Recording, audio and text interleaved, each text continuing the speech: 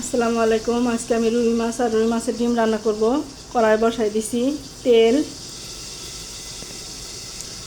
মাছ লবণ মরিচের গুঁড়া আর হলুদের গুঁড়া দিয়ে মাখায় রাখছি।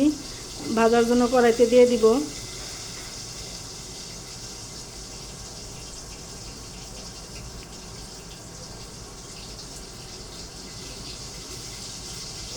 মাছ ভাজা এক পিঠ হয়ে গেছে, উল্টে দিব।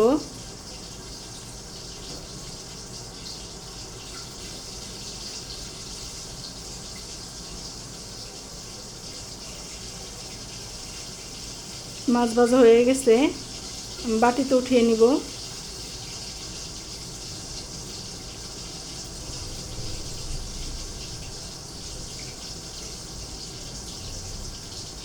পেঁয়াজ হাফ কাপ,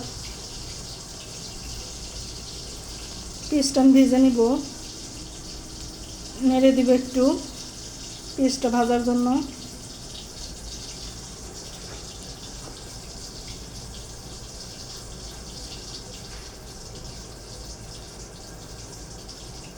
পেঁয়াজটা ভাজা হয়ে গেছে, পানি মশলা কষাবার জন্য।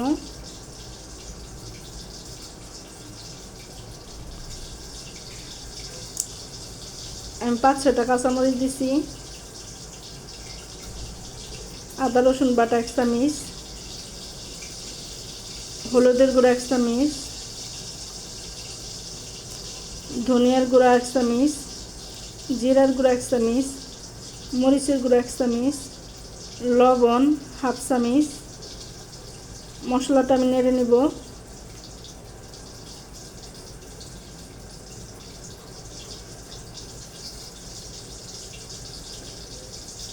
মশলাটা ভাজতে ভাজতে যখন তেল বের হয়ে যাবে তখন মানে পানি অথবা আপনারা মাছ মাংস যেটা দেন ওটা দিলে তরকারিটা খেতে অনেক মজা হয়।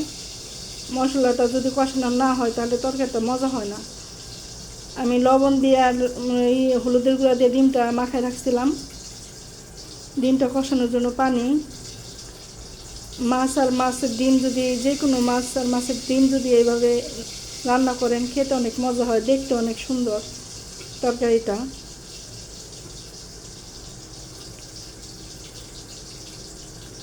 ডিমটা আমি কষিয়ে নিব।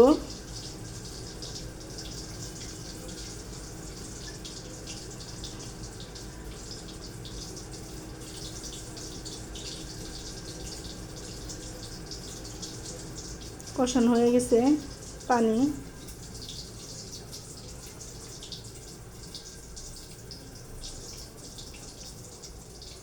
আস্তে আস্তে করে নেড়ে দিতে হবে, তাহলে ডিমটা ভেঙে যাবে।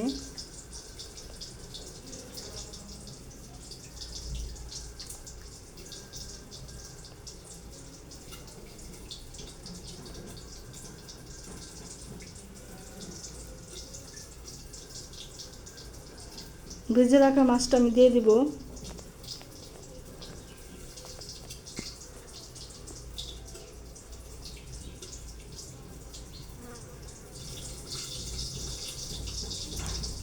আমি আস্তে আস্তে নেড়ে দিব যাতে মাছ আর ডিমটা না ভেঙে যায়। মাছটা আমি হালকা করে ভেজে নিছি। ধনিয়া পাতা কুচি মাছের উপরে দিয়ে দিব আমি। মাছ আর মাছের ডিম এভাবে রান্না করলে খেতে অনেক মজা হয়, ঝোলটাও অনেক মজা হয়। আপনারা বাসায় রান্না করে দেখবেন, এইভাবে রান্না করলে মানে ঝোলটা দেখতে এত সুন্দর লাগে।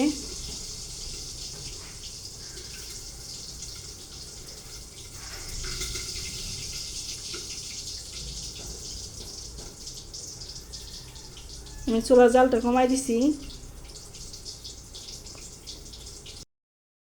আমার রান্না হয়ে গেছে।